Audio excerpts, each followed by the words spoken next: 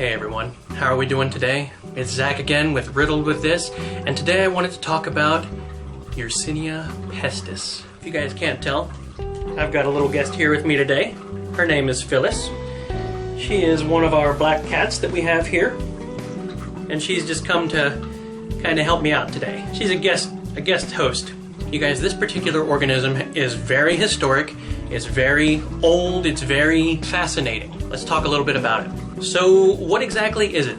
Yersinia pestis is the bacteria associated with the disease known as plague, also known as the bubonic plague and the Black Death. One of the worst occurrences of the plague happened in 1665 and is what is known as the Great Plague of London. It hit them hard. Beginning in May 1665, the number of people that became infected was at times beyond exponential. During the summer of 1665, 15% of Europe was wiped out, just during that summer. Little did we know that only 304 years later, Bryan Adams would come along and write a song about his summer. Little interesting tidbit, during the Great Plague of London, the amount of dead bodies became so vast that the bodies were dumped in mass graves known as plague pits. One of the more particularly disheartening things that happened during this epidemic was that King Charles II and his court fled the area like a bunch of losers and ran off to Oxford. Now there were a few less well-off people that were able to stay with family members outside the city, but everyone else just had to stick it out. During this time, some people would actually hold flowers up to their noses in the belief that it would prevent infection with the plague. And this is actually where we get the nursery rhyme, Ring a Ring of Roses.